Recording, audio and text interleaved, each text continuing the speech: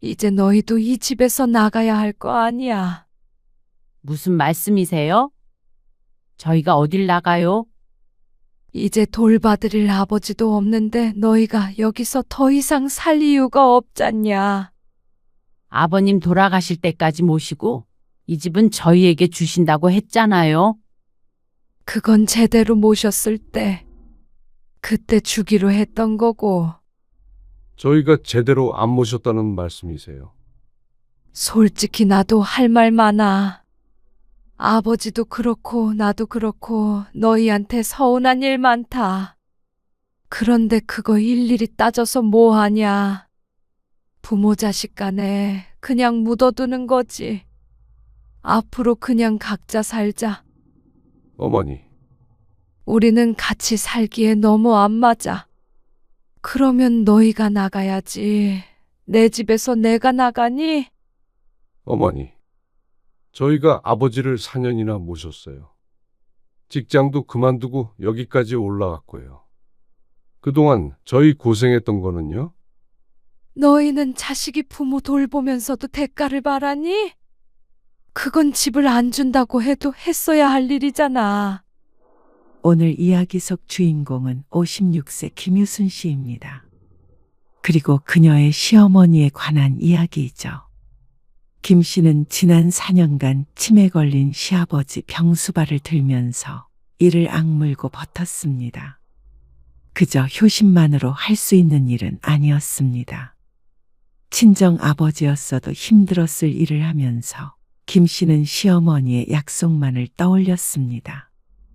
속물 같다고 할지는 모르겠지만 시아버지가 돌아가실 때까지 병수발을 들어주면 집 명의를 바꿔주겠다는 말만 찰석같이 믿고 버텼습니다.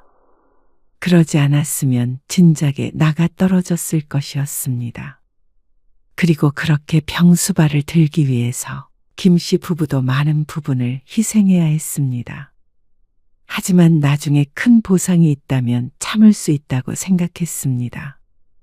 그러니까 시어머니가 갑자기 말을 바꾸어 김 씨 부부를 집에서 쫓아내겠다고 했을 때는 세상이 무너진 것 같았고 시어머니를 비롯한 시집 식구들에게 큰 배신감을 느꼈습니다. 아니, 속으로는 더한 욕도 했죠. 이제 80의 나이에 무슨 욕심이 그리 많아서 맏아들과 며느리 뒤통수를 친 것인 것 몰랐습니다. 어디 그러고도 잘 사는지 김 씨는 두 눈으로 똑똑히 지켜볼 생각이었습니다. 유일하게 돌봐줄 장남 없이 말년에 어떻게 살지 말이죠. 김 씨는 남편 그리고 딸과 함께 지방 대도시에서 살고 있었습니다. 남편은 두 아들 중 장남이었고 시부모님과 시동생은 전부 수도권에 살고 있었습니다. 김 씨의 시아버지가 치매에 걸린 지는 1년 정도 되었을 때 시어머니는 무척 괴로워했습니다. 자연히 자식들을 찾았죠. 네 아버지가 상태가 안 좋아. 이렇게 심하지 않았는데 요새는 내가 누군지도 까먹은 것 같아. 정신이 돌아오는 시간이 적고. 어쩜 좋아요. 병원에서는 뭐래요? 병원은 맨날 똑같은 소리만 하지. 글쎄 있잖냐. 그저께 네 시아버지가 밥상을 엎어버리는 거야. 그런데 나도 힘에 부쳐가지고 언제까지 이렇게 살 수 있을지 모르겠다. 시어머니는 김 씨에게도 전화를 걸어 푸념했습니다.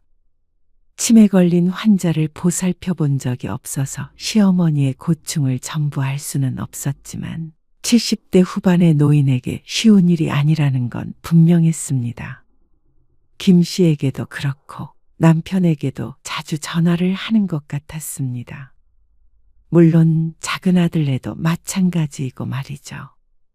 그러니까 자연스럽게 자식들 사이에서 요양원 이야기가 나올 수밖에 없었습니다. 그런데 시어머니는 요양원 얘기만 나오면 노발대발했습니다. 요양원. 니들이 제정신이냐? 어떻게 부모가 늙고 아팠다고 그런데 보낼 생각부터 해? 가둬놓으면 그만이냐? 아니요. 어머니, 요양원이 그런 곳이 아니에요. 가둬놓다니요. 외출도 할 수 있고요. 언제든지 원하면 찾아가서 뵐 수도 있다고요. 남편이 그런 시어머니를 설득해 보려고 노력했습니다. 너희는 나중에 내가 늙어도 요양원 보내려고 하지? 아마 그게 걱정인 듯 했습니다. 어머니, 치매랑은 다르죠. 그리고 아버지를 어머니 혼자 어떻게 돌보시려고 그러세요? 진철이한테 도와달라고 하면 된다. 걱정 말어라. 시동생에게 부탁해 보겠다던 시어머니. 김씨 부부에 비해서는 가깝지만 사실 매일같이 왔다 갔다 하며 병수발을 들 거리도 아니었습니다. 3, 40분 정도 걸리는 걸로 알고 있는데 또 시동생은 회사를 다녔고 며느리는 전업주부였으니 결국 작은 며느리에게 부탁하겠다는 말이었습니다. 과연 치매 걸린 시아버지를 동서가 돌볼 수 있을까 싶었습니다. 하지만 요양원 얘기는 다시 꺼내지도 못하게 하는 시어머니 때문에 김씨 부부도 별다른 수는 없었습니다. 멀리 살기 때문에 주말이나 가끔씩 남편이 올라가서 도와드리는 게 최선이었죠. 그런데 가까이 사는 작은 아들네도 마찬가지인 것 같았습니다. 진철이 그놈이 아주 괘씸한 놈이야. 작은 아들에게 시아버지 모시는 일을 도와달라고 하겠다더니 2달도 안 되어서 시어머니와 시동생 사이가 나빠졌습니다. 들어와서 살라고 한 것도 아니고 가끔씩 와서 도와달라는 게 그렇게 어려운 부탁이니? 내가 남을 돌보라는 것도 아니고 말이야. 지아버지한테 어떻게 그래? 진철이도 힘들겠죠. 서준이 엄마도 말이야. 몇 번 와서 밥 차려주고 하더니 이제 안 오겠단다. 아, 그래요? 그래. 자기가 왜 시아버지 병수발까지 들어야 하느냐면서 말이야. 지들 사업 어려웠을 때 아버지가 도와줬던 건 생각도 안 나나 보지.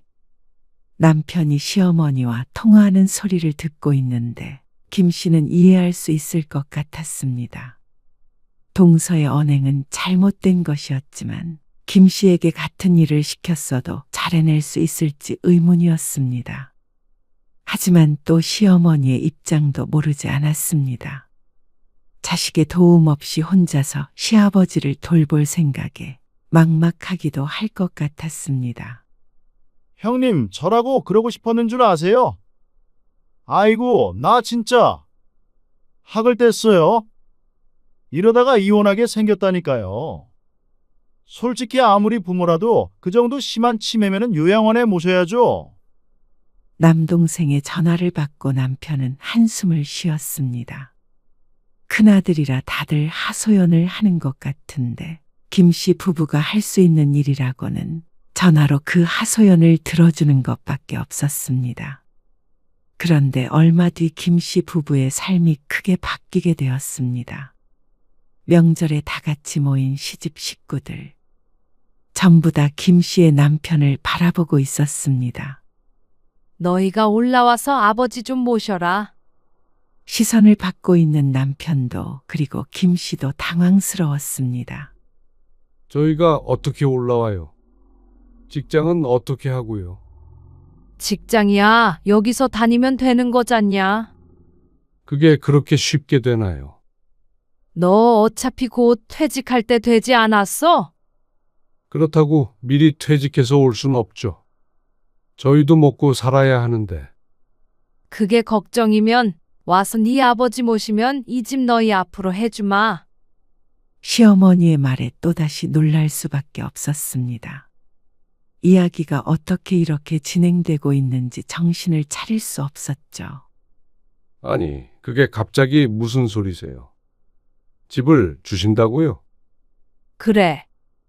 진철이도 그러겠다고 했어.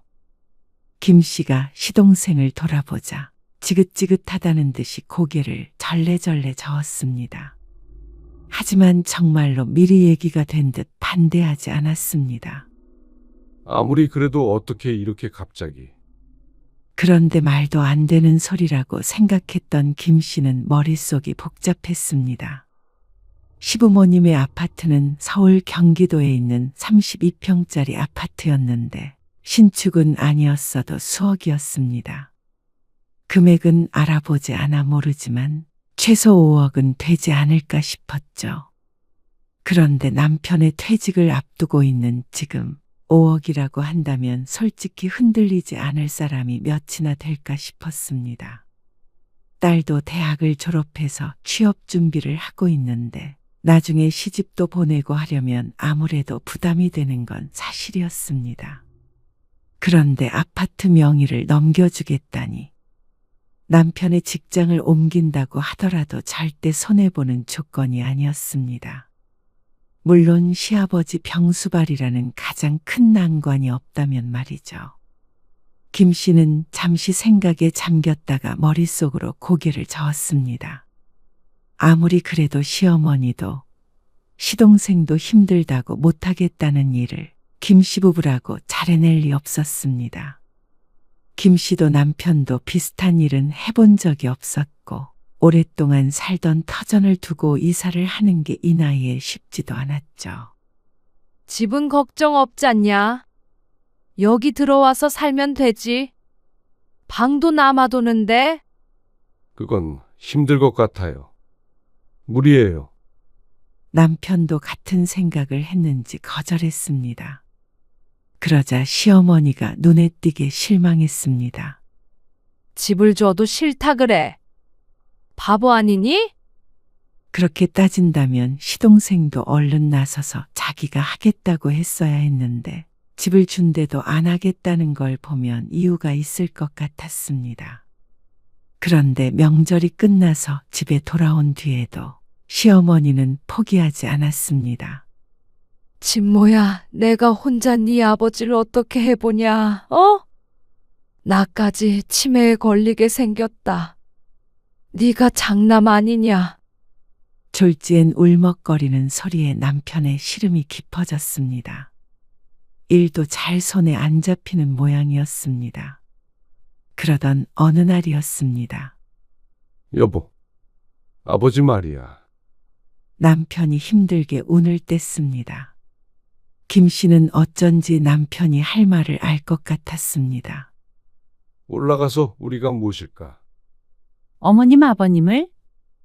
어머님은 그렇다 쳐도 아버님을 우리가 어떻게 해? 내가 어떻게든 돌보면? 당신이 어떻게? 집 때문에 그래? 그것도 그거고.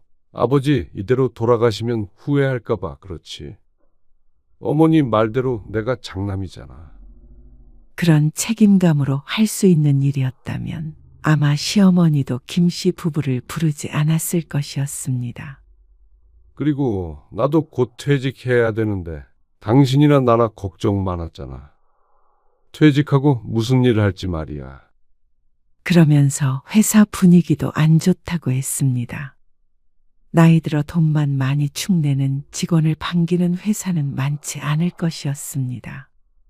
그런데 취업 준비를 하던 딸이 서울에 취업이 됐다는 소식을 전했습니다.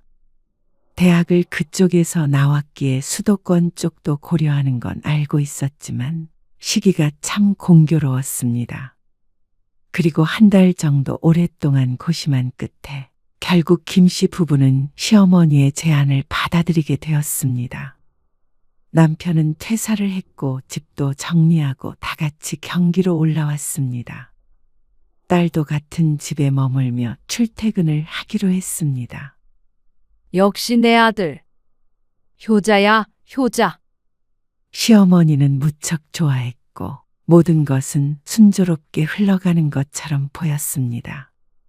아버님, 아니 이게 무슨... 김 씨는 망연자실에서 시아버지를 바라보았습니다. 김 씨의 남편과 시어머니는 외출한 상태였고 집엔 김 씨와 시아버지 단 둘뿐이었습니다. 시아버지의 치매가 악화되어 집에 누군가는 꼭 있어야 했기에 같이 외출하지 못했습니다. 그런데 시아버지를 들여다보려고 안방문을 열었던 김 씨는 화들짝 놀랐습니다. 어디선가 오물 냄새가 풍겨왔고 그 원인이 바로 시아버지임을 확인하자 뒷걸음질 칠 수밖에 없었습니다. 방 상태가 말이 아니었습니다. 시아버지는 가끔 대소변을 가리지 못하게 되어 남편이 외출할 때는 꼭 기저귀를 채웠는데 그게 익숙하지 않고 불편했는지 빼버린 모양이었습니다.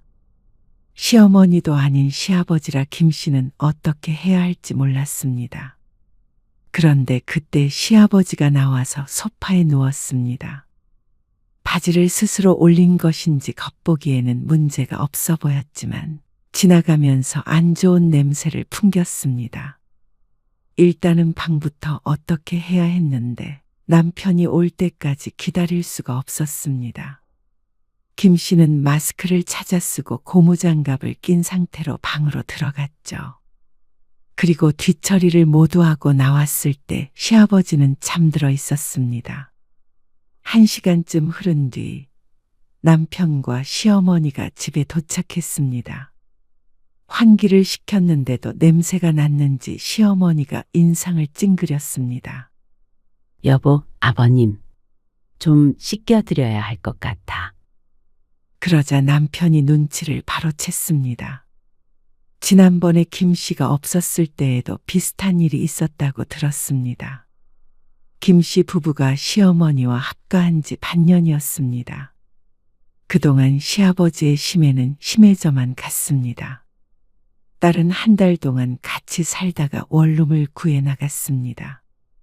그리고 김 씨는 직장을 구해서 출근했고 남편이 전적으로 시아버지를 돌봤습니다. 하루에 3시간씩 간병인도 왔고 물론 주말에는 이렇게 김 씨가 있는 경우도 있었지만 말이죠. 그리고 지난 반년 동안 김 씨도 남편도 피폐해졌습니다. 시어머니가 그토록 자식들에게 도움을 요청했던 이유가 있었습니다. 어머님, 식사하세요. 알았다. 아이고, 나는 너희 때문에 살았어. 이렇게 와주니까 얼마나 든든한지 몰라. 아버지는 친모가 봐주고 며느리가 이렇게 밥까지 차려주니까 말이야. 시어머니는 모든 일에서 해방되었습니다. 이제야 모처럼 친구들도 만나고 모임에도 나간다며 좋아했습니다. 반면에 김 씨와 남편은 모든 일로부터 구속되었죠. 집을 받기로 했어도 50대의 경제활동을 멈출 수 없으니 김 씨는 일터로 나가게 됐고 남편은 꼼짝없이 집에서 시부의 병수발을 들었습니다. 간병인이 있는 시간에는 휴식을 취하기는 하지만 그렇다고 외출해서 누굴 만난다던가 일을 할 수 있을 정도로 긴 시간은 아니었습니다. 아무리 각오를 하고 온 일이라고 하지만 그렇다고 쉬울 수는 없었습니다. 김 씨는 근무 시간이 길지 않아 아침, 저녁 준비를 도맡아 했습니다. 그리고 빨래나 집안일도 대부분 김 씨의 몫이 되었습니다. 하지만 그렇다고 남편에게 시킬 만한 상황도 아니었습니다. 아버지, 이렇게 해보세요. 이걸 입어야 나가죠. 치매에 걸렸어도 새벽 일찍 눈 뜨는 시아버지 때문에 남편도 늘 그 시간에 기상했습니다. 그리고 그때부터 아버지와의 씨름이 시작되는 것이었습니다. 나 회사 가야 해? 지각하겠어. 아니요. 지금 회사 가는 거 아니에요. 병원 가려는 거예요. 다리 좀 들어보시라니까요. 아, 무슨 소리야? 내가 병원에 왜 가? 시아버지는 어느 때는 멀쩡하진 않아도 이렇게 대화가 됐다가 또 언제는 말을 잊은 듯 아각거리는 소리만 낼 때도 있었습니다. 자꾸만 회사에 가겠다고 우기긴 해도 이 정도면 양호한 상태였습니다. 아버님, 식사하세요. 김 씨의 목소리에 시아버지가 옷을 입고 나왔습니다. 그거 독약이지? 나 죽이려고 하지? 이 나쁜 년. 너 누구야? 아버지, 며느리잖아요. 어서 앉으세요. 드시고 병원 가야 해요. 나 안 가. 아이고, 나 먼저 나가야겠는데. 아, 모임 가세요. 그래. 하필이면 꼭 아침부터 약속을 잡아. 노인네들이. 시어머니는 먼저 식사를 마치고 자리에서 일어났습니다. 아버님, 여기에 앉으세요. 김 씨가 시계를 힐끔거리며 말했습니다. 곧 출근해야 할 시간이 다가와서 얼른 먹고 치워야 했습니다. 그런데 시아버지가 갑자기 식탁을 팔로 쓸어버리며 소리쳤습니다. 내가 이거 먹고 죽을 줄 알고 아버지, 김 씨는 얼음이 되었습니다. 애써 차린 밥상이 난장판이 되었습니다. 여보, 당신은 일단 출근해. 남편이 한숨을 쉬며 말했습니다. 당신 밥은 어떻게 하게? 병원에도 가야 하잖아. 아직 시간 여유 있어. 밥은 이따가 내가 알아서 차려서 드릴게. 얼른 가봐. 김 씨는 차마 발길이 떨어지지 않았습니다. 그런데도 시간이 촉박해 어쩔 수 없이 남편과 시아버지만 두고 나와야 했습니다. 그리고 그보다도 먼저 시어머니가 외출을 했고 말이죠. 그리고 퇴근해서 돌아왔을 때 남편은 많이 지쳐 보였습니다. 어머님 아직 안 오셨어? 오늘 늦으신데 아버님은? 주무셔. 남편은 식탁에 앉아 고개를 숙이고 있었습니다. 괜히 온 거 아닌가 싶다. 김 씨는 어떤 말도 할 수 없었습니다. 김 씨도 같은 심정이었습니다. 그냥 멀쩡한 시부모를 모시고 살라고 해도 어려운 일인데 환자를 돌보는 건 다른 차원의 문제였습니다. 아침 저녁으로 시아버지랑 씨름하고 주말에도 늘 사고의 연속이었습니다. 하루라도 조용하게 평화롭게 넘어가는 날이 없어서 사실 김 씨 부부에게 여가 시간이라는 게 사라진 지 오래였죠. 김 씨 부부가 선택한 삶이었지만 생각보다 더 괴로웠습니다. 오늘 힘들었어? 차라리 일을 하러 나가는 김 씨가 나았습니다. 남편이 힘들어서 문제였죠. 오늘 아버지가 문을 어떻게 열었는지 맨발로 나가서 아랫집 아줌마를 해코지했다는 거야. 방 치우다가 얼른 쫓아가긴 했는데 큰일 날 뻔했어. 아랫집으로 가신 거야? 아니, 버스 정류장에 서 계신 걸 아랫집 아줌마가 발견하고 집으로 모시고 오려는데 그 난리를 피우신 거지. 이렇게 어떻게 24시간 붙어 있어? 간병인 아주머니도 아버지 때문에 그만두고 싶다고 하소연하고 가셨어. 알만했습니다.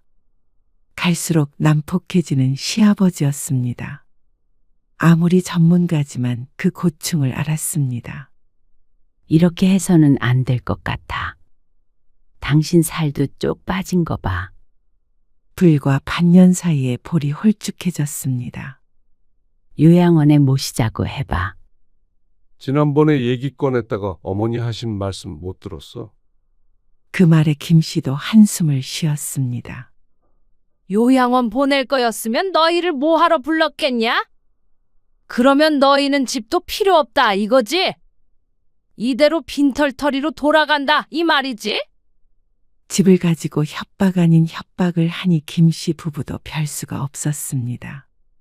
그동안 고생한 게 있는데 이대로 다시 내려가는 건 말도 안 되는 일이었습니다.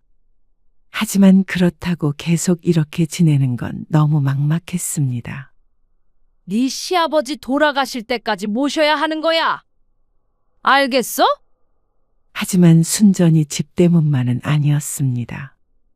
김 씨도 정정했던 시아버지가 이렇게 된 것에 연민을 느꼈고 남편은 가슴 아파했습니다.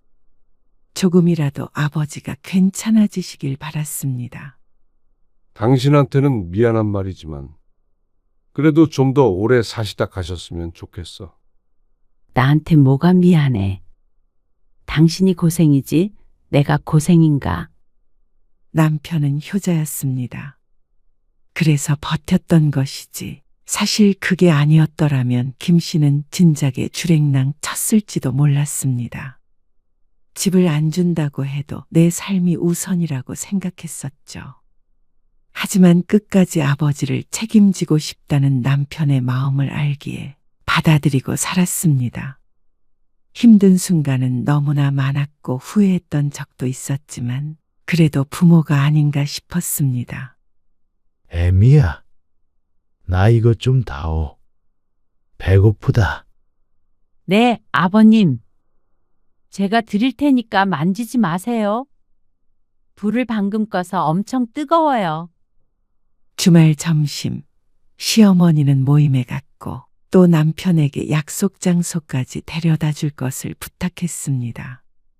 배고프다는 시아버지의 말에 밥을 하고 간단하게 설거지를 하고 있었는데 언제 나왔는지 시아버지가 바로 뒤에 서 있었습니다. 그런데 손은 가스레인지 쪽을 향하고 있었습니다. 방금 불을 끈 국도 있었고 뒤쪽에는 지금도 끓고 있는 찜도 있었습니다. 위험해 보여서 얼른 고무장갑을 벗고 말리려는데 어찌나 행동이 빠른지 냄비를 척하고 손으로 잡아 올렸습니다. 손잡이를 잡았지만 그래도 열기가 있어서 맨손으로는 뜨거웠는데 당연히 시아버지는 악소리를 지르며 손을 뗐습니다.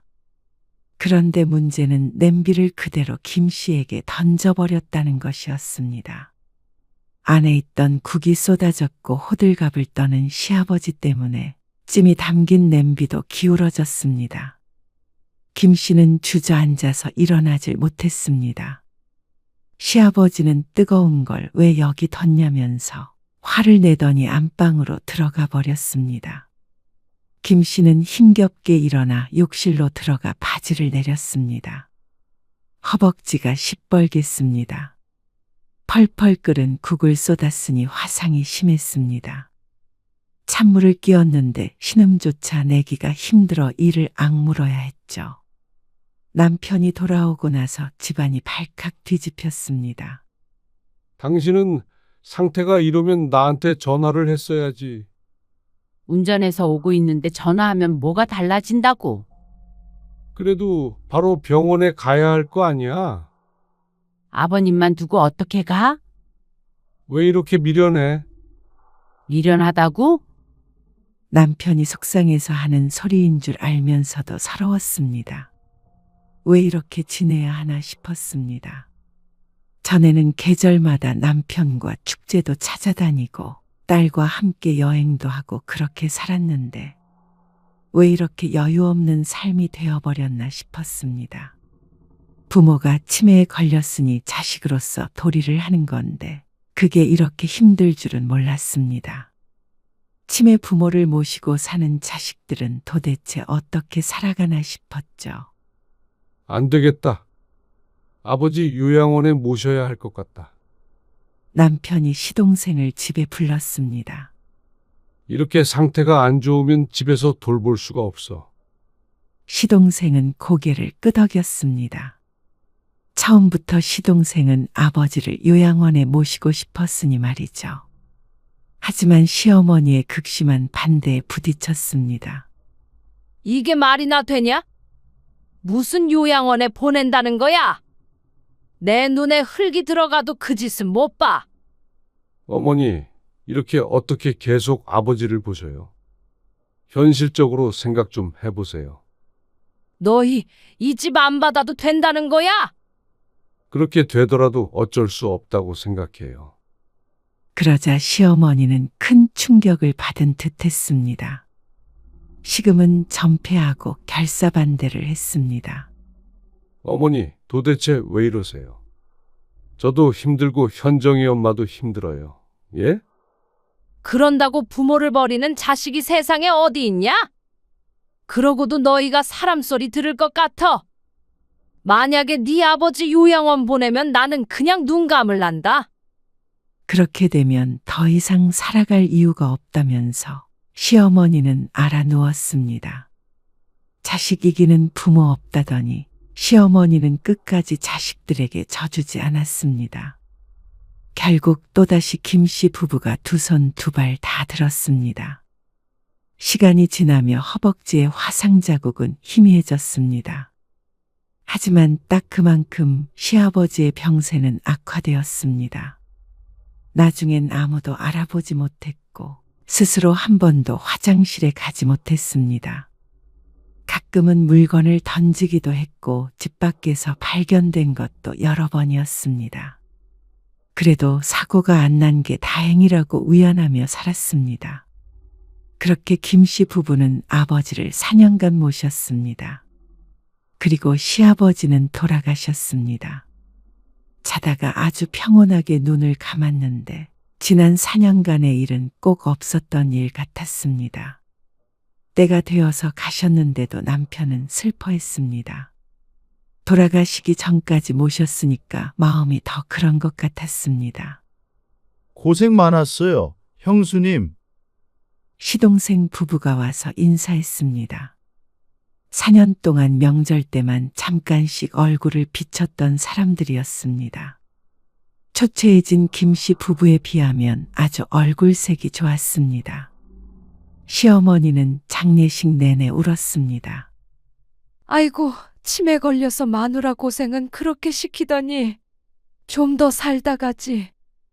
남들은 치매 걸린 남편을 끝까지 집에서 보살폈다며 시어머니를 칭찬했습니다. 그리고 김씨 부부도 덤이었죠. 장례가 끝나고 집으로 돌아온 날 김씨는 이제 모든 것이 끝났다고 생각했습니다. 평범한 일상으로 돌아갈 수 있다고 믿었습니다. 하지만 그것은 착각이었습니다. 장례가 끝나고 얼마 지나지 않은 어느 날 김씨는 아파트 단지 앞을 지나다가 어르신들이 수근거리는 소리를 듣게 되었습니다. 저 여자가 그 며느리라면서?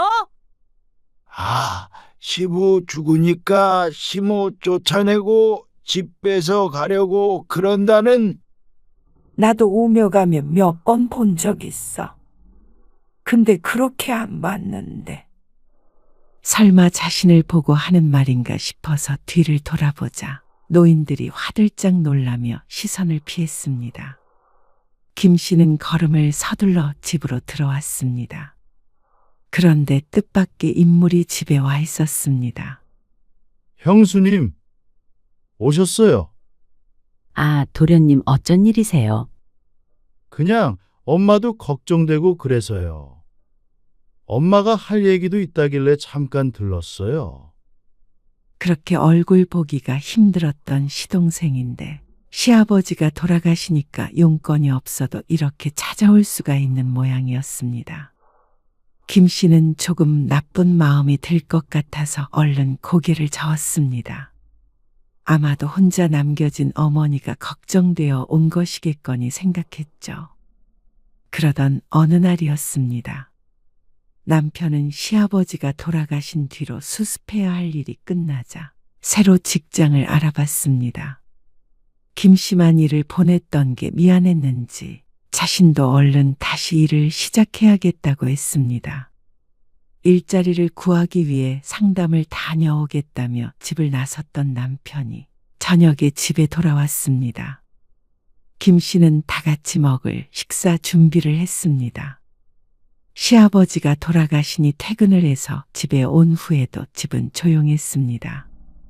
이제 아버지도 돌아가셨는데 니들은 앞으로 어떻게 하려고 그래? 식사를 하던 시어머니가 뜬금없는 질문을 했습니다. 물어보는 목적을 알 수 없는 말이었습니다. 김씨 부부가 의문의 찬 표정을 짓자 시어머니가 오히려 답답해하며 말을 이었습니다. 이제 너희도 이 집에서 나가야 할 거 아니야. 그 말에 당황하지 않을 수 없었습니다. 김씨는 귀를 의심했습니다. 무슨 말씀이세요? 저희가 어딜 나가요? 이제 돌봐드릴 아버지도 없는데 여기서 더 이상 살 이유가 없잖냐. 아버님 돌아가실 때까지 모시고 이 집은 저희에게 주신다고 했잖아요. 그건 제대로 모셨을 때 그때 주기로 했던 거고. 저희가 제대로 안 모셨다는 말씀이세요. 솔직히 나도 할 말 많아. 아버지도 그렇고 나도 그렇고 너희한테 서운한 일 많다. 그런데 그거 일일이 따져서 뭐 하냐? 부모 자식 간에 그냥 묻어두는 거지. 앞으로 그냥 각자 살자. 어머니, 마른 하늘의 날벼락 같은 소리였습니다.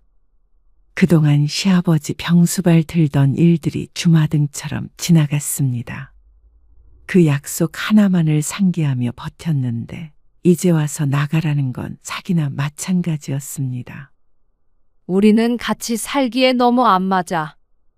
그러면 너희가 나가야지. 내 집에서 나이든 내가 나가니?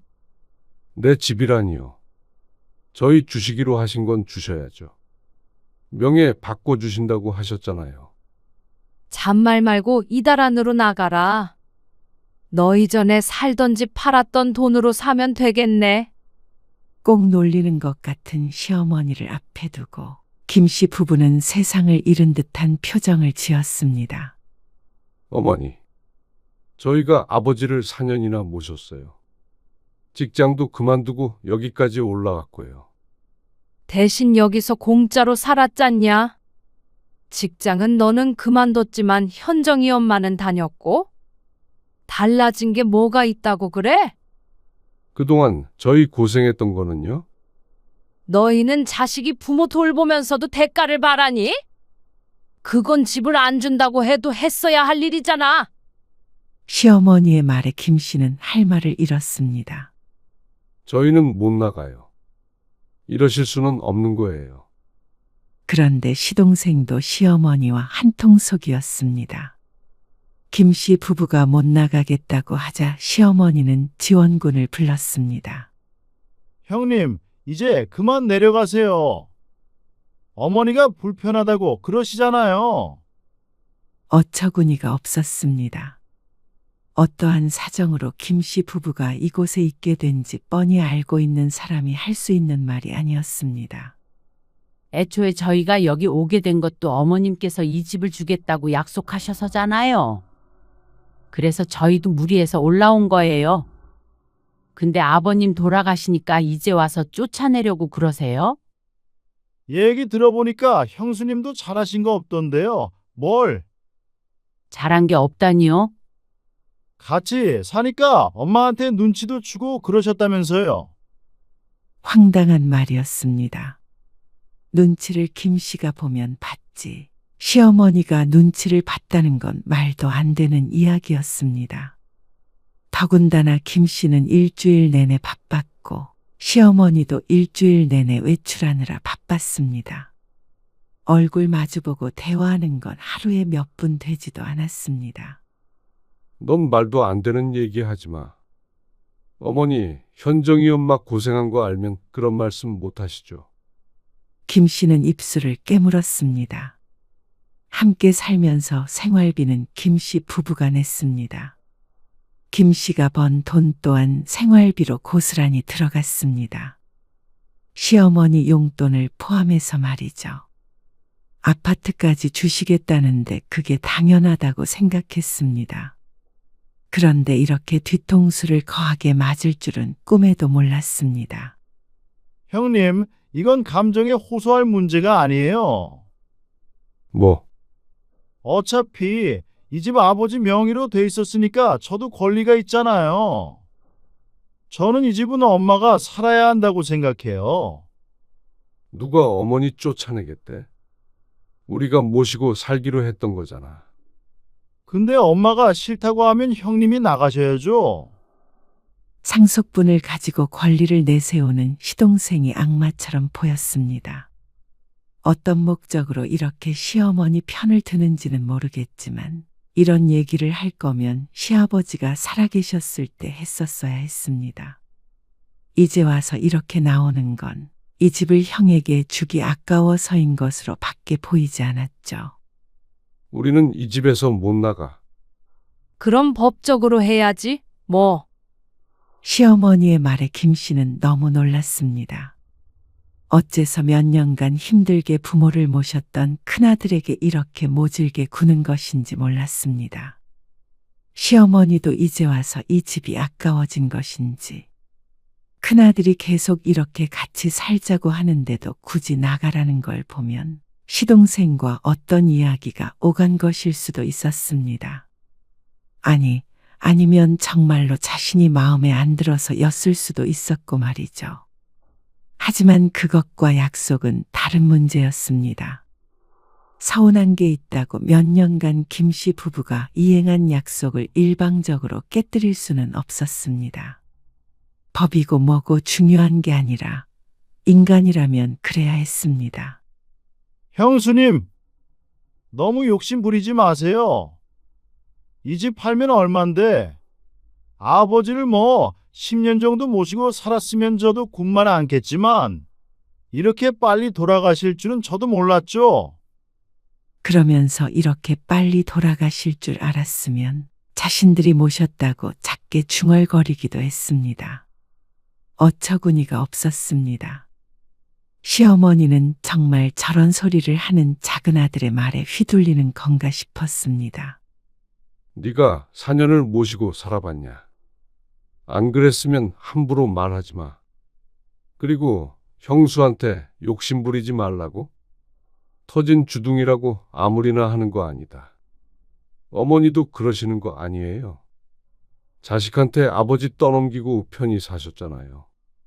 그러면 미안해서라도 이러실 수는 없는 거예요. 허탈했습니다. 시아버지가 돌아가시고도 시어머니는 김씨 부부와 함께 살았기 때문에 계속 이렇게 지낼 거라고 생각했습니다. 그리고 시간이 지나면 자연스럽게 진명이는 김씨의 남편 앞으로 오겠거니 해서 묻지도 않았습니다. 그런데 이렇게 자신들을 쫓아낼 계획을 하고 있을 줄은 몰랐습니다. 너는 고작 돈 몇 푼의 애미한테 그딴 소리를 찌꺼려. 당장 나가지 못해? 내 자식이라 한 달 동안 시간 주려고 했는데 안 되겠다. 당장 나가. 남편은 주먹진 손을 부들부들 떨며 서 있었습니다. 김씨도 터지는 울음을 삼켰습니다. 그리고 심호흡을 했습니다. 여기서 버틴다고 이 집이 김씨 부부의 집이 되는 건 아니었습니다. 너무나도 지저분한 진흙탕 싸움에 뛰어들게 될 것이었습니다. 여보, 짐 싸자. 김씨의 말에 남편의 어깨가 축 내려갔습니다. 무언가 체념한 듯 했습니다. 다음 주까지 집 구해서 나갈게요. 그러자 시어머니는 이쪽을 쳐다보지도 않았습니다. 김씨 부부는 원래 살던 곳으로 돌아가지 않았습니다. 김씨도 이곳에 직장이 생겼고 남편도 곧 취직이 될 것 같다고 했습니다. 딸도 가까이에 있으니 정착할 생각이었습니다. 급히 전세라도 구해서 나가기로 했습니다. 미안해, 여보. 남편이 그날 밤 눈물을 흘리며 말했습니다. 하지만 김씨는 오히려 의연히 말했습니다. 미안하긴 뭐가 미안해. 당신 그동안 헛고생했잖아. 장남이 아픈 아버지 모시는 게 뭐가 헛고생이야? 우리는 해야 할 일을 한 거야. 아파트 명의는 원래부터 없었던 거라고 생각하면 돼. 그래도 당신 올라왔을걸? 남편은 고개를 숙였습니다. 김씨도 포기하자 마음이 편해졌습니다. 이 집이 있으면 좋았던 것이지 없어도 살 수 있었습니다. 처음부터 김씨 부부의 집도 아니었고 말이죠. 앞으로는 시아버지에 대한 죄책감은 하나도 없을 테니 그걸로 됐다 싶었습니다. 김씨 부부는 그렇게 4년 동안 살던 집에서 떠나야 했습니다. 아니, 쫓겨났습니다. 딸은 차라리 거기서 버티지 왜 아무 말도 못하고 나왔느냐고 억울해했습니다. 하지만 김씨는 모처럼 찾은 자유를 그렇게 허비하고 싶지 않았습니다. 김씨는 그 집을 나오고서야 맘 편히 뭐든 할 수 있었습니다. 아마 시어머니를 모시고 살았어도 그래 행복한 삶은 아닐 것 같았습니다. 그렇게 2달쯤 흘렀습니다. 남편도 직장을 구했습니다. 그 전에 다녔던 곳보다는 당연히 월급은 적었지만 그래도 앞으로 꽤나 안정적인 수입이 생겼습니다. 김 씨도 다니던 직장을 계속 다녔으니 오히려 여유 있게 느껴졌습니다. 딸도 월급을 받아서 김 씨 부부에게 종종 용돈도 주곤 했죠. 그러던 어느 날 시어머니에게서 연락이 왔습니다. 이거 집 팔아야 하는데 와서 도장 좀 찍어라. 시어머니는 그 집을 팔아서 작은 아들네로 들어간다고 했습니다. 남편은 그런 시어머니에게 담담히 대답했습니다. 못 찍습니다. 뭐라고? 제 몫은 제 건데 왜 제가 도장을 찍어야 하죠? 이거 팔아서 네 목 줄 테니까. 와서 찍어. 싫습니다. 그러면 이거 경매 넘겨야 하는데 그러면 너도 손해야. 비싸게 산다는 사람 있을 때 팔어.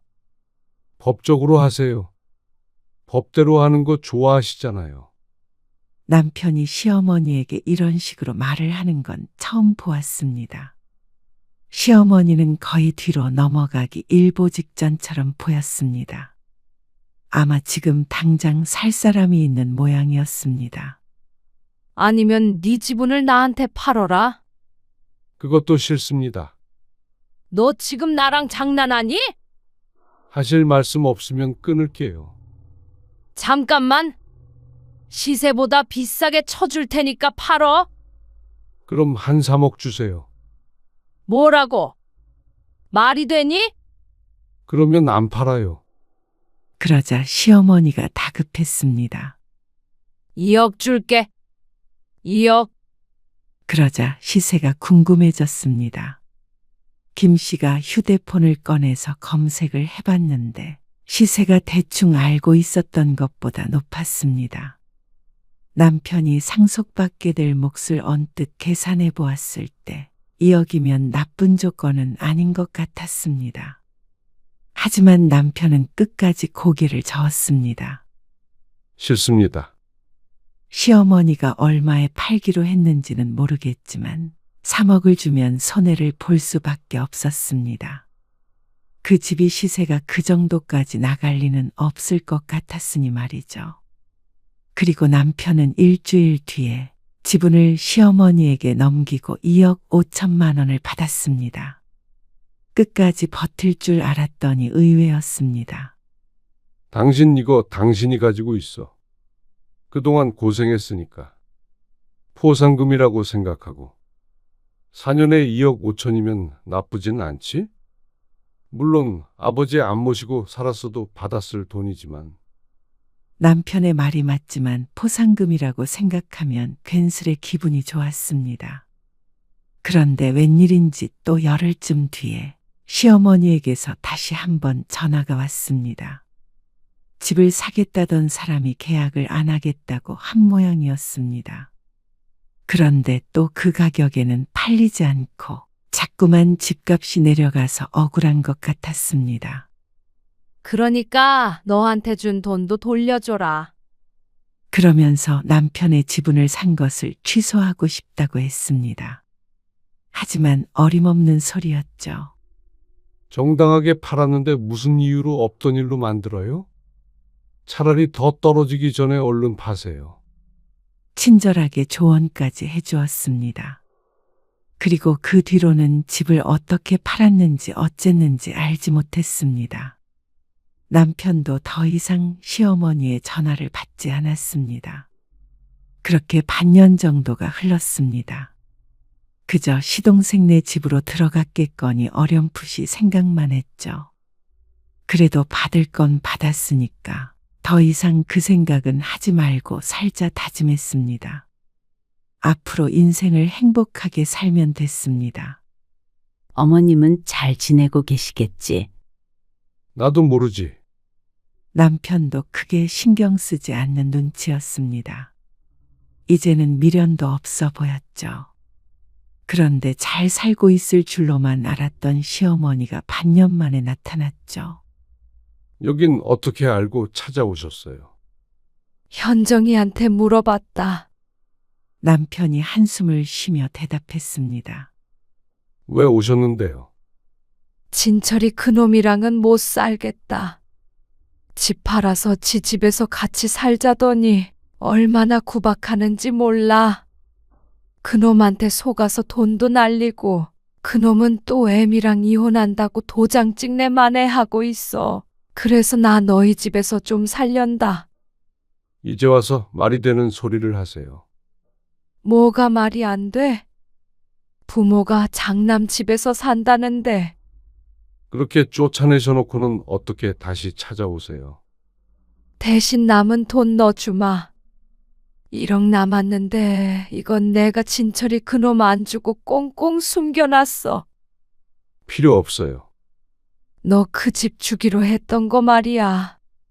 그게 다 진철이가 꼬드겨서. 왜 그랬는지 그런 건 궁금하지도 않아요. 이제 와서 그게 뭐가 중요해요. 앞으로는 진철이 집에 딱 붙어서 사세요. 아버지는 제가 모셨으니 어머니는 진철이가 모시는 게 맞죠. 진모야. 진철이한테 어머니 모시면 그 돈도 마저 주겠다고 약속하세요. 그러면 잘 모시겠죠. 이제는 찾아오지 마세요. 남편은 매정하게 보일 정도로 단호했습니다. 시어머니를 내보내고 문을 닫았고 밖에선 아무 소리도 들리지 않았습니다. 큰아들의 냉정한 모습에 다소 놀란 듯도 보였습니다. 그리고 돌아갔는지 다시 문을 두드리지는 않았습니다. 한 번만 더 찾아오면 그땐 차라리 이사 가자. 남편은 지금의 평화가 깨지는 걸 원하지 않는다고 했습니다. 그래도 어머니인데 괜찮아? 쫓겨나는 그날 다 내려놨어. 김 씨는 남편의 어깨를 토닥였습니다. 시아버지 생전에 못다한 효도는 충분히 했고 이제는 자신들의 삶을 살아갈 때라고 생각했습니다. 창밖으로 보이는 하늘은 오늘따라 유난히 맑고 푸르렀습니다.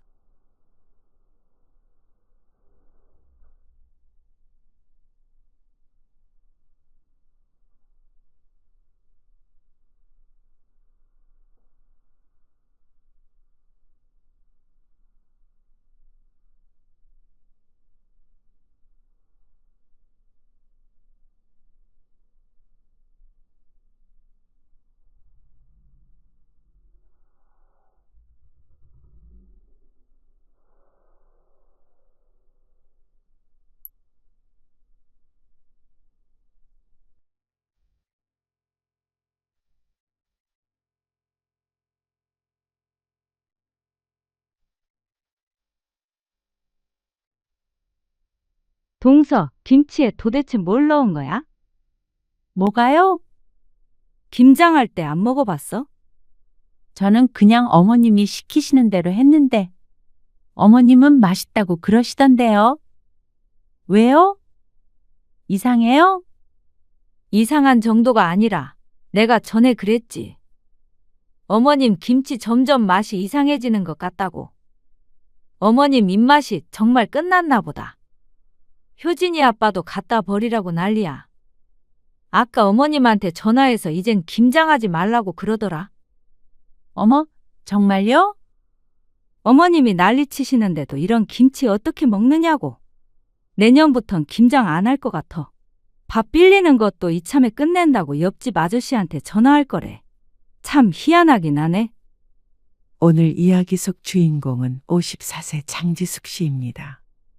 그리고 그녀의 시어머니에 관한 이야기이죠. 장 씨는 젊어서부터 자신이 나이 들면 시어머니처럼 김장을 좋아하게 되나 궁금했습니다. 어째서 어르신들은 다들 김치에 집착할까? 골병이 나면서도 왜 굳이 100포기, 200포기씩 김장을 하나? 나이가 들면 이해하게 될 줄 알았습니다. 하지만 여전히 알 수 없었습니다. 50대 중반이 되어서도 시골에 불려가 배추 농사를 돕고 몇 날 며칠 동안 김장하느라 녹초가 아니라 거의 시체가 되어야 했죠. 그리고 남편. 김치를 별로 좋아하지도 않으면서 김장에 참여하지 않겠다고 말도 못하는 남의 편이었습니다. 장 씨가 김장은 그만하겠다고 얘기했을 때는 노인네 비위 좀 맞춰줄 수 있는 거 아니냐며 오히려 부부싸움까지 했습니다.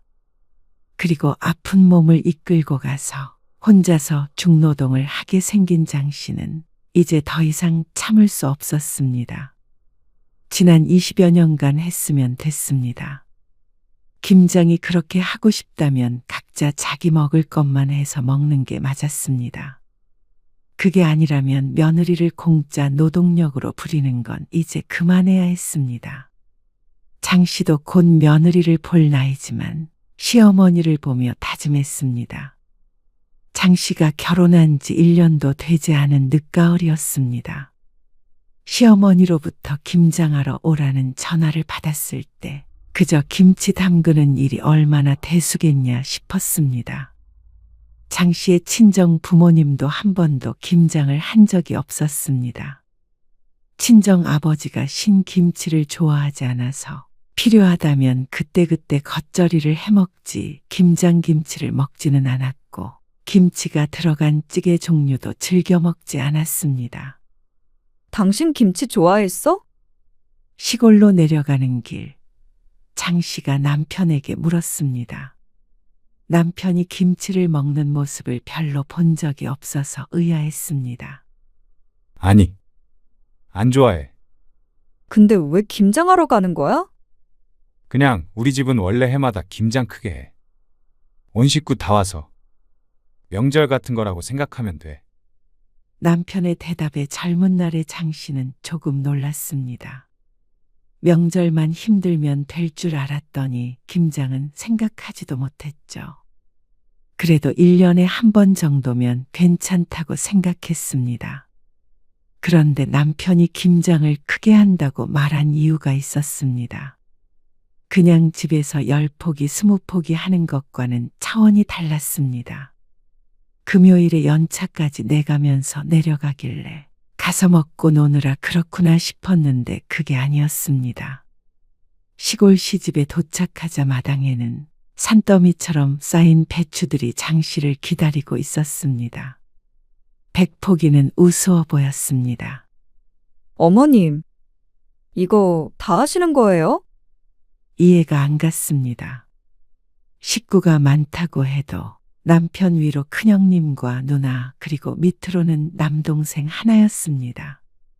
다른 친척들은 안 온다고 했는데 왜 이렇게까지 많이 하나 싶었습니다.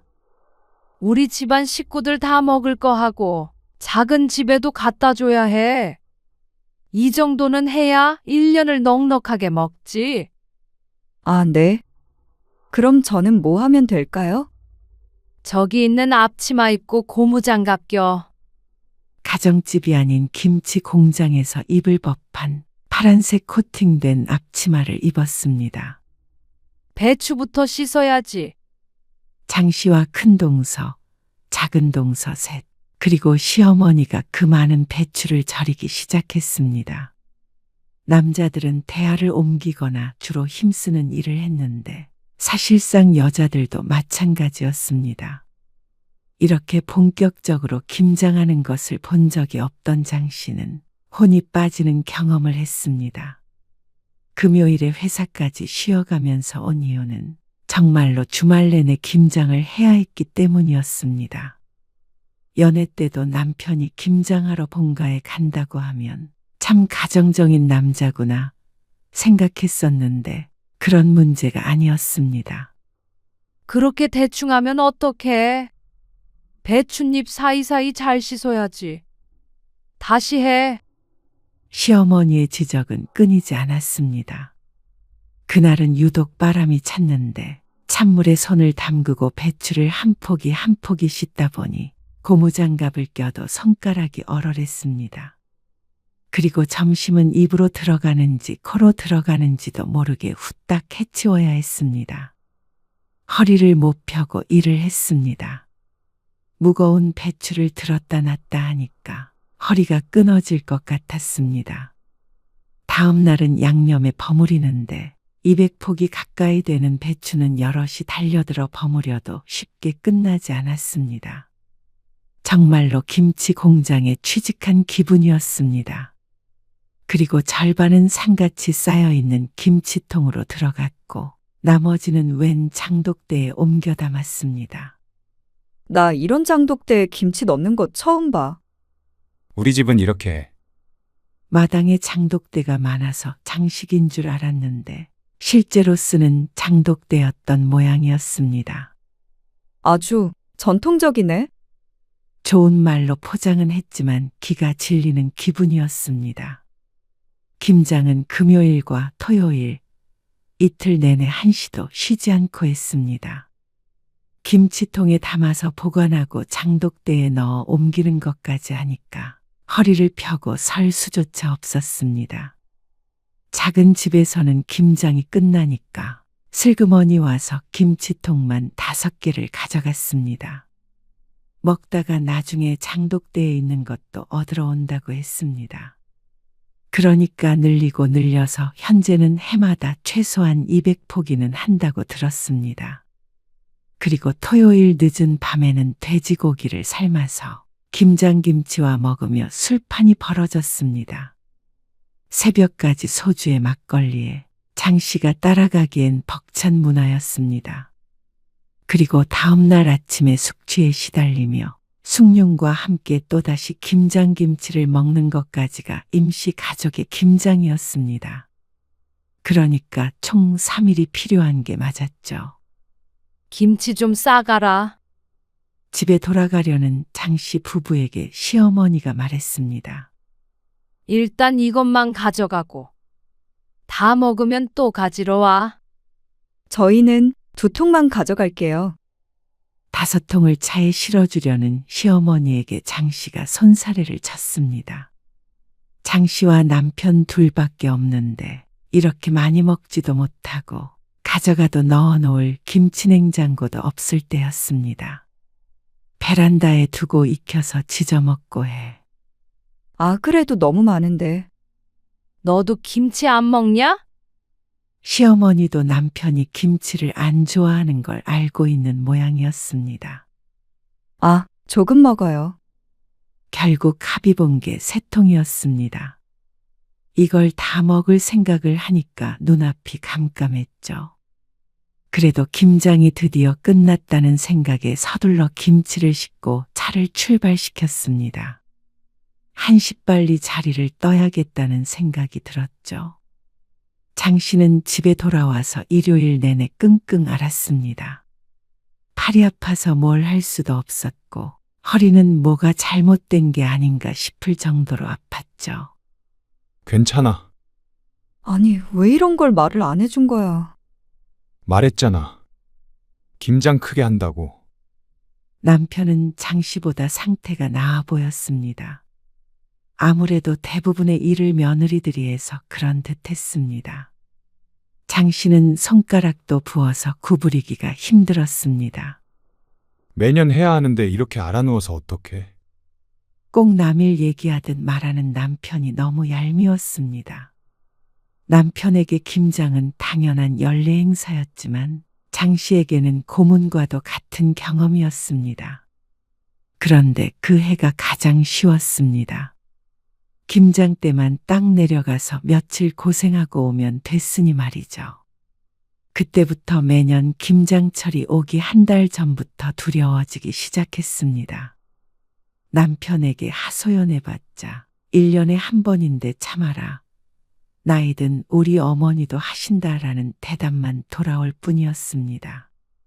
그런데 결혼한 지 5년째 되던 해, 시어머니는 새로운 계획을 발표하셨습니다.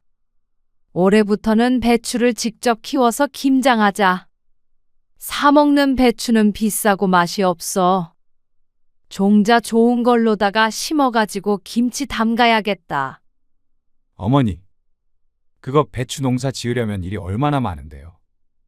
시아버지는 당시에 편찮으셔서 농사를 지을 수 있는 상황이 아니었습니다. 그렇다면 과연 농사를 누가 지을 것이냐? 답은 정해져 있었습니다. 집에서 50m 정도 떨어진 곳에 밭이 200평 정도 있거든. 그게 옆집 밭인데 농사를 안 지으셔. 그 밭 빌려가지고 농사 짓기로 하셨대. 이게 다 무슨 소리인가 싶었습니다. 배추 농사를 직접 지어서 김장을 한다는 소리는 장씨 주위에서는 들어본 적이 없었습니다. 그리고 장 씨가 망연자실한 이유는 농사를 짓는 것도 종종 내려가서 도와야 한다는 말 때문이었습니다. 김치 얻어먹는 입장에서 손 놓고 있을 수 없잖아. 다 같이 해야지. 김치를 공짜로 얻어먹는 것처럼 말하지만 노동은 처음부터 끝까지 다 했고 양념비도 각 집에서 나눠서 냈습니다. 차라리 우리는 김치 먹지 말자. 가지도 말고. 어떻게 그러냐. 나도 힘들어. 그런데 어떻게. 어머니가 무조건 그렇게 해야 한다는데. 아니 근데 우리 작년 김장김치 한참 남았잖아. 사실 김치를 그리 좋아하지도 않았지만 시어머니의 김치는 입맛에 맞지 않았습니다. 그래서 손이 잘 안 갔고 남편은 자신의 어머니의 김치인데도 잘 먹지 않았습니다. 그래서 매년 김치가 남았고 또 새로 김장한 김치를 받아오려면 있던 김치를 버릴 수밖에 없었습니다. 버리는 것도 일이었고 얼마나 죄스럽고 억울하던지 고생고생해서 김장했던 기억에 눈물을 머금고 김치를 버리는 걸 남편도 뻔히 알면서 왜 자신의 어머니에게 한마디도 못하는지 몰랐습니다. 거의 1년 내내 김장을 위해서 사는 것 같은 어머니를 말리지 못했죠. 결국 다음 해부터는 정말로 농사를 지었습니다. 그렇게 김장은 1년짜리 프로젝트가 되어버렸습니다. 모종 심으러 와야지. 농사는커녕 화분 하나 키워본 적이 없었던 장 씨는 이렇게 손이 많이 가는 일인 줄 몰랐습니다. 모종을 심고 나중에 수확하면 되는 줄 알았지만 그 사이에 일이 무척 많았습니다. 그러니까 주말마다 자주 시골로 내려가야 했습니다. 떼약볕 아래서 허리를 굽히고 밭일을 하는데 내가 지금 여기서 뭘 하고 있나 싶었습니다. 김치라도 잘 먹으면 모르겠는데 사실상 장씨 부부에게는 전혀 이득이 없는 일이었습니다. 물론 모든 일들을 이득만 따져서 할 수는 없는 것이었지만 시집에 내려오기만 하면 고된 노동을 하니까 점점 꺼려질 수밖에 없었습니다. 그렇게 20년이 넘는 세월, 김장에 목을 매며 살았던 것 같았습니다. 명절보다도 더 지독했습니다. 그래서 그동안 김장철만 다가오면 남편과 마찰도 많이 생겼고 실제로 이혼 소리가 나올 만큼 크게 싸운 적도 있었습니다. 나 정말 올해는 안 가.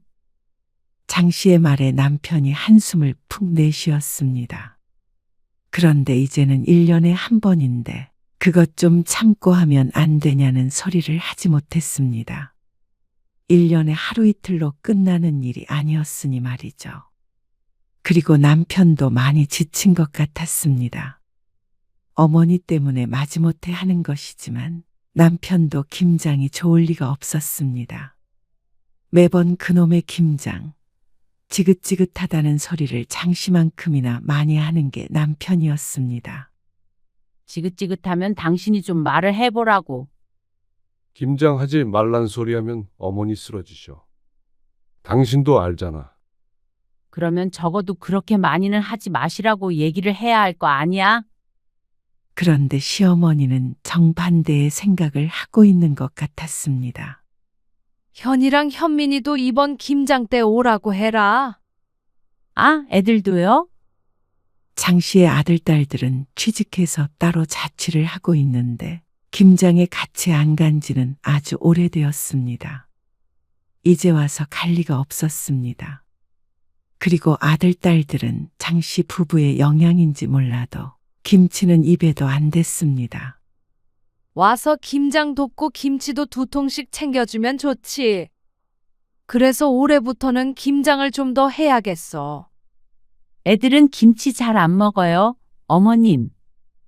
김치를 먹어야 건강하지. 어머님, 오히려 김장하는 양을 좀 줄여야 할 것 같아요? 아무튼간 애들도 딱 널 닮아가지고. 그러니까 어렸을 때부터 많이 먹였어야지. 세상에 김치도 안 먹는 놈들이 어딨어? 남편이 아무 말도 안 하니 장 씨가 할 수밖에 없었습니다. 그런데 시어머니는 예상처럼 펄쩍 뛰며 장 씨를 나무랐습니다. 그리고 부족해서 늘린다니까 줄이긴 뭘 줄여? 저희도 자꾸 김치 남고요. 그리고 말은 안 했지만 큰 동서와 작은 동선에도 비슷한 상황이었습니다. 다들 말은 못하고 끙끙 앓고만 있었죠. 큰 동서는 김치를 좋아하는데도 시어머니의 비법이 담긴 김치는 다 먹질 못했습니다. 최근 들어서는 김치 맛도 변했다며 재작년부터는 김치를 거의 버려야 했다고 비밀스럽게 말해준 적도 있었습니다. 하지만 시어머니는 꿈쩍도 하지 않았습니다. 그러니까 가지고 가서 부지런히 먹으라니까 그러네. 창고에 김치 잔뜩 있어. 그리고 한 7, 8년 전에는 시골집 마당 쪽에 토굴같이 생긴 창고도 만들었습니다. 김치 보관할 장소가 부족하다는 것이 그 이유였습니다. 그리고 토굴에 넣어야 김치가 맛있다는 말을 듣고는 1년간 자식들을 들들 볶았죠. 자식들이 돈을 모아서 그 창고를 만들어줬는데 장 씨는 그걸 볼 때마다 속이 쓰린 기분이었습니다. 애들 못 오면 네가 넉넉히 싸가서 나눠줘라. 며느리의 말은 들리지 않는 모양이었습니다. 무슨 말을 해도 시어머니의 고집을 꺾기가 힘들었습니다.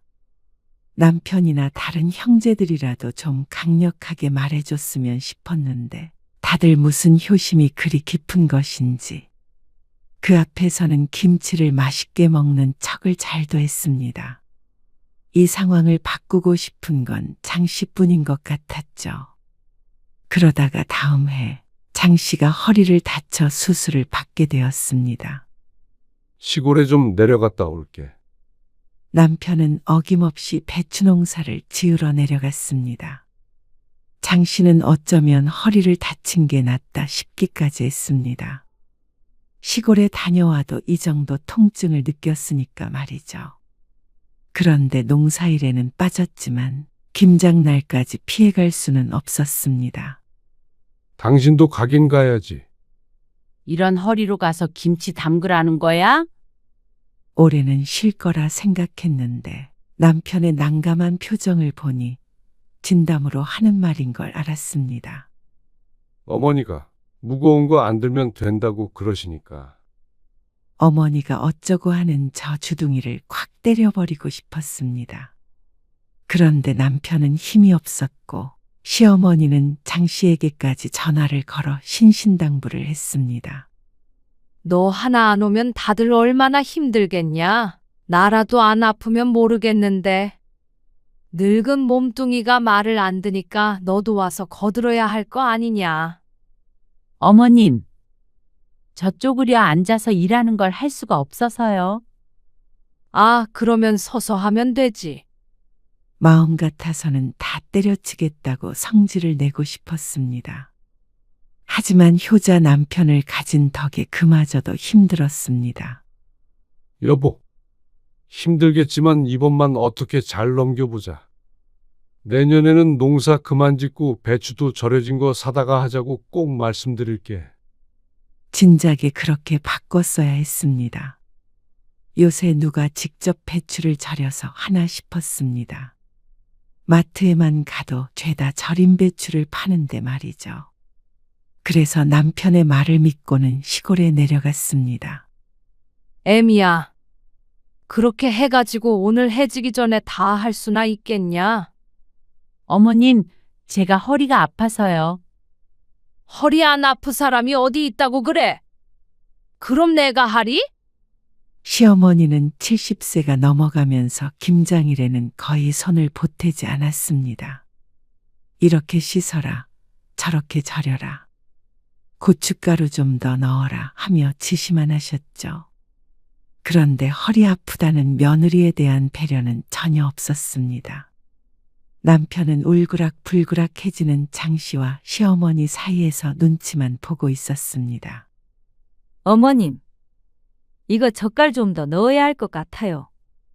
그리고 좀 싱겁게 절여진 것 같기도 하고.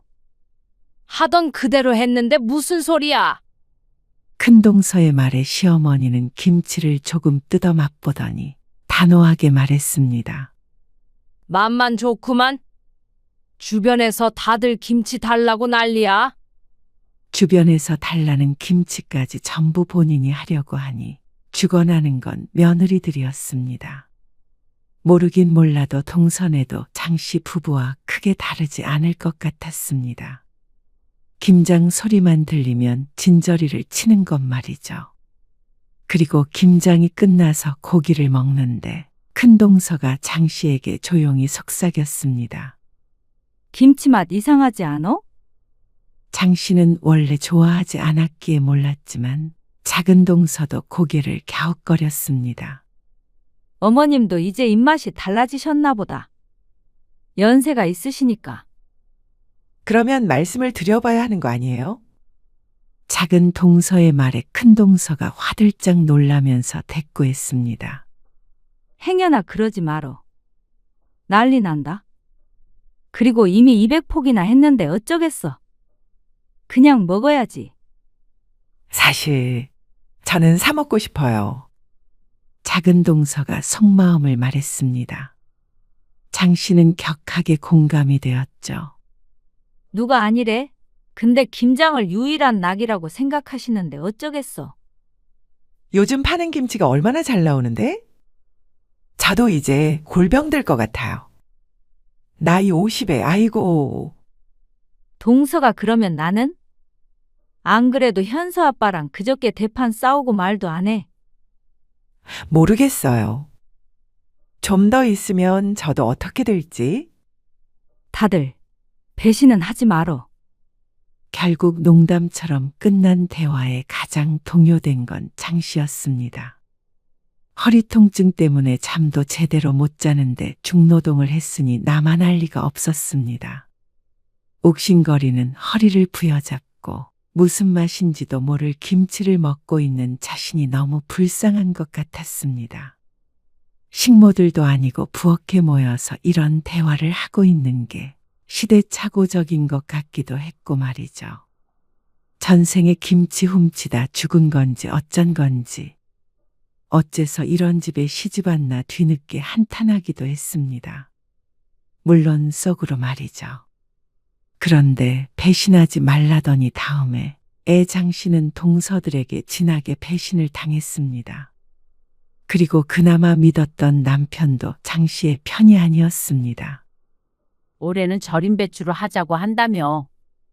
또다시 농사 지으러 내려오라는 전화를 받고 장씨가 남편에게 따졌습니다.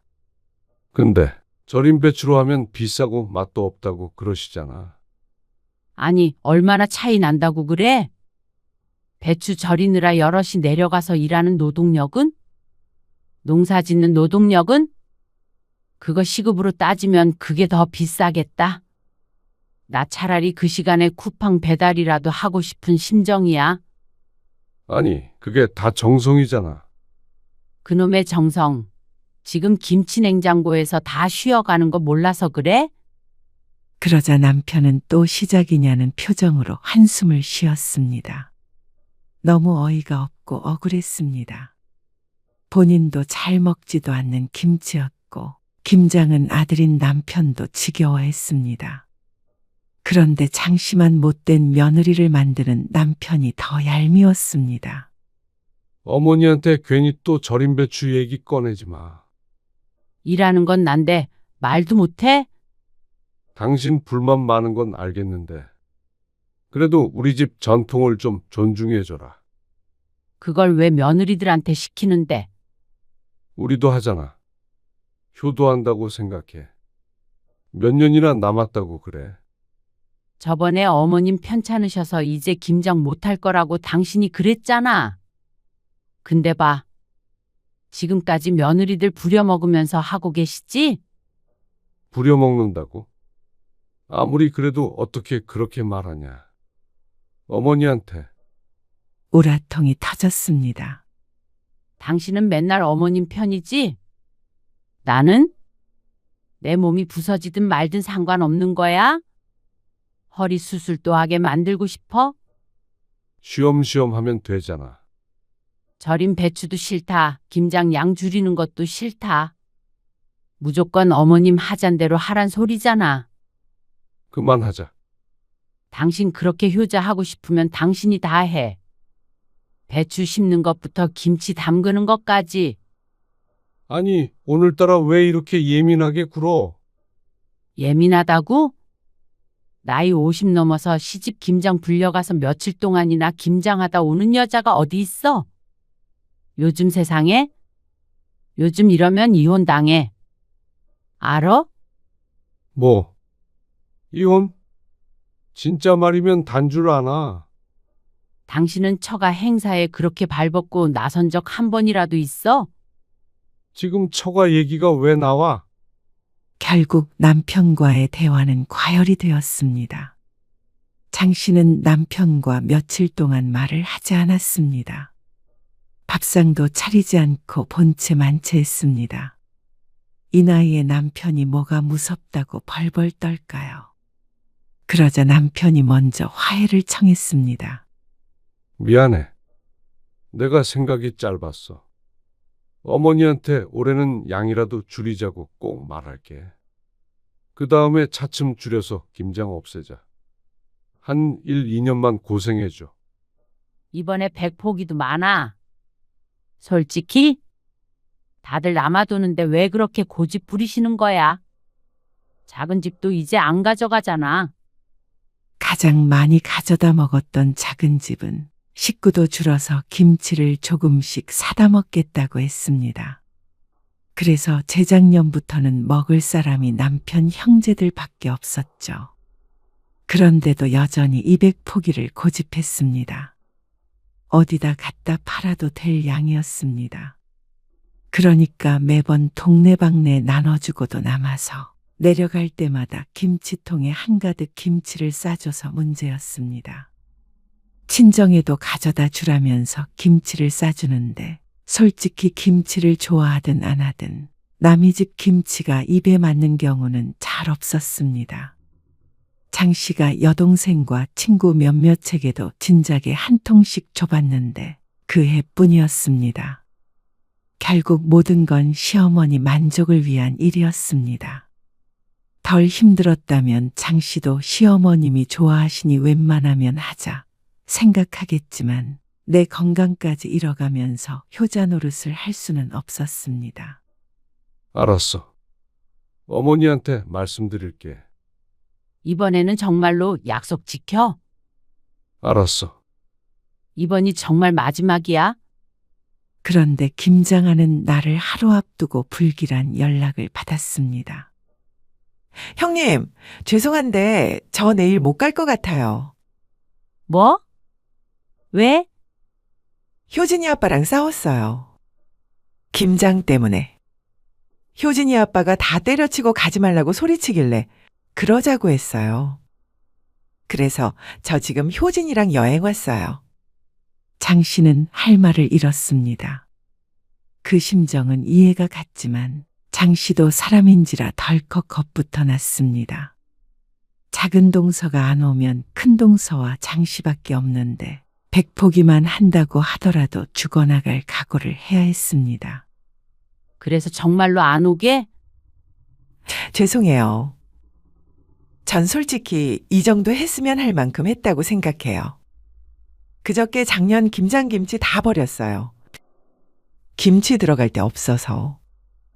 근데 효진이 아빠가 그거 가지고 막 뭐라고 하는 거예요. 애휴하고 한숨이 절로 나왔습니다. 장 씨도 몇 번이고 겪은 일이었기 때문에 작은 동서가 무슨 말을 하는지 알고 있었습니다. 얼마나 속상했을지도 말이죠. 그래서 이제 다신 안 가기로 했어요. 장 씨는 대답을 하기가 어려웠습니다. 이해가 가는 것은 별개로 자신의 앞날이 걱정되었습니다. 그렇지만 작은 동서에게 왜 배신을 하느냐며 뭐라고 할 수도 없었습니다. 장 씨야말로 진작에 작은 동서처럼 했어야 했는지도 몰랐습니다. 어쩔 수 없지. 형님도 힘들면 그냥 들이받으세요. 아이고, 모르겠다. 장 씨는 전화를 끊고 한참 생각에 잠겼습니다. 하지만 바로 다음 날이 김장인데 이제 와서 안 가겠다고 하면 큰동서한테 얼굴을 못 들 것 같았습니다. 그런데 당일 아침 장 씨와 남편이 출발해서 시골로 내려가고 있는데 이번엔 큰동서에게서 전화가 왔습니다. 동서, 동서 한마디에 장 씨의 가슴이 덜컥 내려앉았습니다. 작은 동서 못 간다며? 동서는 출발했어? 네. 근데 형님은 어쩐 일이세요? 그게 말이야, 우리 라헬이 있잖아. 지금 코로나에 걸렸다는데 봐줄 사람이 나밖에 없어서 이걸 어째? 손자가 코로나에 걸렸다며 당장 오늘이 김장인데 못 오겠다는 큰동서. 어쩐지 느낌이 안 좋더니 장 씨는 허탈한 감정이 들었습니다. 지금 한 말이 사실이라면 어쩔 수 없지만 배신하지 말라던 큰동서가 작은 동서가 못 온다는 말을 듣고 똑같이 안 온다는 건 미심쩍긴 했습니다. 애가 아프니까 나 참 어머님한테 말씀드리니까 노발대발 하시긴 해. 근데 방법이 없잖아. 우리 애들도 주말에 일해야 한다고 그래서 나 없으면 안 되겠다네. 네, 어쩔 수 없죠. 미안해. 충분히 미안해야 할 상황은 맞았습니다. 하지만 동서들을 원망하는 게 무슨 의미인가 싶었습니다. 전부 다 피해자들인데 말이죠. 그러니까 전화를 끊고 남편을 쳐다보게 된 건 당연한 수순이었습니다. 뭐야? 형수도 못 온대? 형님한테 전화해 보던가?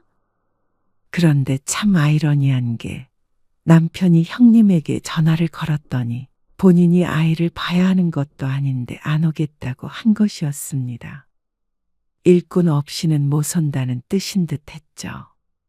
그러면 지금 내려가고 있는 장 씨와 남편뿐이라는 건데 이 인원으로 어떻게 그 많은 김장을 하자는 것인지 몰랐습니다. 어떻게 우리끼리 해? 그럼 어떡해?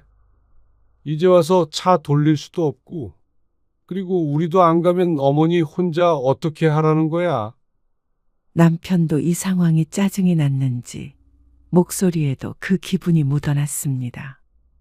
차 안은 조용했습니다. 도착할 때까지도 말이죠. 김장이 장난도 아니고 말이야. 괘씸한 것들. 시어머니는 화가 단단히 난 듯했습니다. 그런데 그보다 더 황당한 것은 장 씨였습니다. 마당에는 200포기는 될 듯한 배추가 있었습니다. 장 씨는 남편을 돌아보았습니다. 그러자 남편이 슬그머니 눈을 피했습니다. 분명히 줄이기로 했는데 어째서 작년과 똑같은지 몰랐습니다. 지난번에 배추 뽑을 때 장 씨는 허리가 아파서 오질 못했는데 남편은 분명히 알고 있었을 것이었습니다.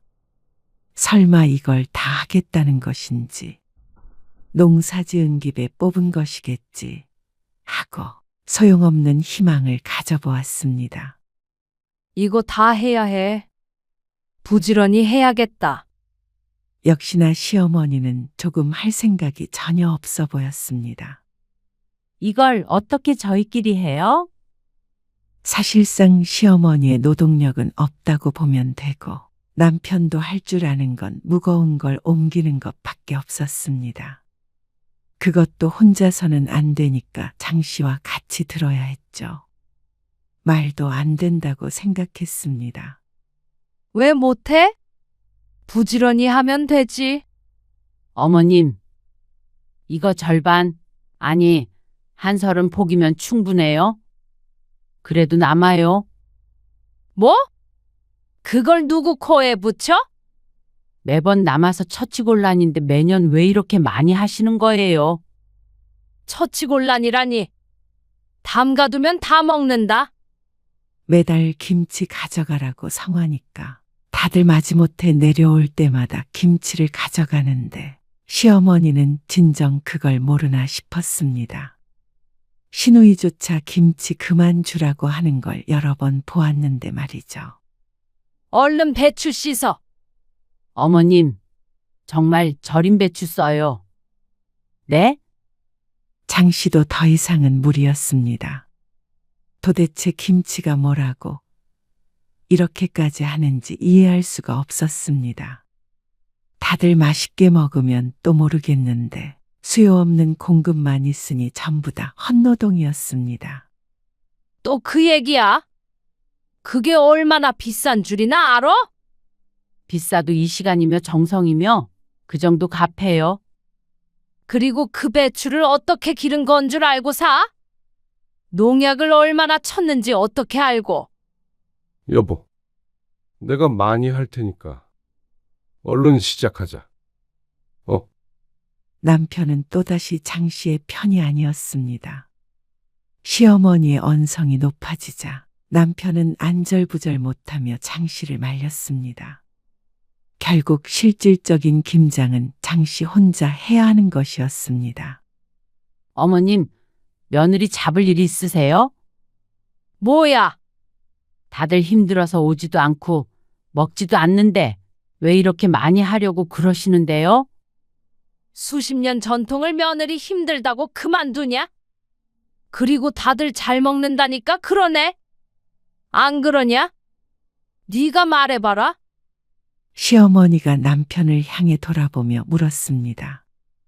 그러자 남편이 우물쭈물하면서 대답했습니다. 그게 김치를 잘 안 먹긴 하는데. 그러자 시어머니가 도끼 눈을 했습니다. 네가 그렇게 말하라고 시켰냐? 김치 안 먹는 집이 세상에 어디 있어? 그래서 기어이 네가 우리 집 전통을 말아먹어야 속이 시원해? 나 죽을 때까지 할 거야. 만약에 김장을 못하게 된다면 다 장 씨의 탓이라며 시어머니가 고래고래 소리를 질렀습니다. 이러다가 옆집에서도 나와 볼 것 같았습니다. 내가 그런다고 김장을 안 할 줄 알아? 다들 맛있다고 하는데 왜 너만 난리야? 그러자 찔끔한 남편이 금세 백기를 들었습니다. 아이고, 어머니. 알겠어요. 그냥 해본 소리예요.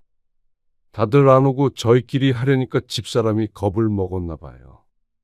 겁먹을 게 뭐가 있어? 다 내가 시키는 대로만 하면 되는데. 네, 남편이 장 씨를 향해 눈치를 줬습니다. 우리끼리라도 얼른 하자는 듯한 눈빛이었습니다. 도대체가 살 수가 없었습니다. 동서의 전화를 받았을 때 장 씨도 남편과 싸우는 한이 있더라도 나도 못 가겠다 버텼어야 했습니다. 그런데 여기까지 온 이상 못하겠다고 하면 김장을 못한 게 전부 장 씨의 책임이 되는 것이었습니다. 아, 해치겠어? 빨리 못해? 해요, 해.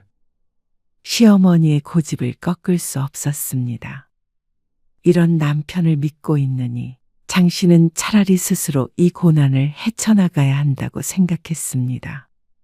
이렇게 질질 끌려다니다가는 내년에도 내후년에도 60, 70이 넘어서도 김장을 해야 할지도 몰랐습니다.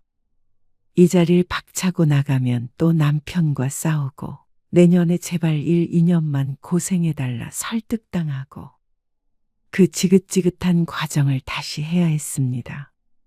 장 씨는 마음을 독하게 먹었습니다. 올해로 김장을 끝내기로 결심했습니다. 그리고 그건 무조건 장 씨에 의해서가 아니라 시어머니에 의한 것이어야 했습니다. 그래야 자식 탓하며 김장의 미련을 두지 않을 것이니 말이죠. 장 씨는 그 순간부터 부지런히 움직였습니다. 허리가 끊어지는 한이 있더라도 끝까지 해내고 만다는 생각으로 하자 시어머니가 한마디를 보탰습니다. 허리 아프다더니 잘만 움직이는구만. 순꾀병이야. 장 씨는 속이 부글부글 끓었지만 참았습니다. 남편은 역시나 할 줄 아는 게 별로 없었습니다. 배추를 씻는 것도 제대로 못했습니다. 종일 걸려 배추를 씻고 절이고 인원이 적으니까 평소보다도 오래 걸렸습니다. 그리고 장 씨는 다음날 양념을 만들 때 눈을 번뜩였습니다. 무채 좀 더 넣어라. 그래야 시원해. 네, 어머님. 멸치 액젓 넣고 딱 내가 넣으라는 만큼 네, 생강이랑 마늘 넣었냐? 네. 넣었어요. 어머님이 말씀하신 만큼요. 장 씨는 고분고분 대답했습니다. 시어머니는 느린 걸음으로 왔다 갔다 하면서 지시 감독을 했습니다. 남편은 뭘 가지고 오라고 해도 뭐가 뭔지 몰라서 그냥 들어가 있으라고 했습니다. 그리고 장 씨는 시어머니가 안 보는 틈을 타서 계획을 실행했습니다. 옆에 있던 굵은 소금을 두 손으로 푹 퍼서 양념에 넣고 얼른 버무렸습니다. 잠깐 배추를 살펴보던 시어머니가 다시 고개를 돌리자 장 씨는 모르는 척 양념을 저었죠. 새우젓은? 이제 넣을게요. 이만큼 넣으면 되죠? 그래. 더 넣으면 짜. 장 씨는 그릇에 따로 담겨 있던 새우젓을 부었습니다. 그리고 시어머니가 뒤를 돈 틈을 타서 얼른 새우젓을 넣은 만큼 더 넣었죠. 그리고 멸치 액젓도 더 넣고 생강도 더 넣고 아주 멋대로 양념을 쳤습니다. 기회가 있을 때마다 앞에 보이는 재료를 때려 넣었죠. 겉으로 봤을 땐 달라진 게 하나도 없었습니다. 먹을 걸 가지고 장난치면 천벌을 받는다지만 이것저것 따질 처지가 아니었습니다. 양심 지키다가는 내가 죽게 생겼으니 어쩔 수 없다고 생각했습니다. 그리고 김장이 완성됐을 때 장 씨는 허리가 끊어지는 듯 했습니다. 간 봤냐? 시어머니가 양념에 버무려진 김치를 조금 뜯어서 입에 넣자 장 씨는 순간 놀라서 쳐다보았습니다. 조마조마하게 지켜보는데 시어머니가 고개를 갸웃거리더니 양념에 손가락을 찍어서 다시 한번 입으로 가져갔습니다. 왜요? 이상해요? 어머님이 하라고 하신 대로 했는데. 그러자 시어머니가 이상하느냐는 말에 자존심이 상했는지 발끈했습니다. 이상할 리가 있냐? 조금 간이 센 거 같긴 한데. 이래야 맛있어. 네, 고생했다. 얼른 챙겨. 장독대에도 김치를 옮겨 담았고 챙겨갈 김치통도 몇 개 차에 넣어놨습니다. 식구들도 없으니 고기는 삶지 않기로 했습니다. 그래서 하루 일찍 집으로 돌아가기로 했죠. 이거는 올라가는 길에 저희가 다 전달할게요. 너희가 오지도 않은 것들 뭐가 예쁘다고 줘? 그래도 다들 잘 먹는다고 그러셨잖아요. 그러자 시어머니는 고개를 끄덕였습니다. 김치가 완성됐으니 여기저기 나눠주고 싶은 모양이었습니다.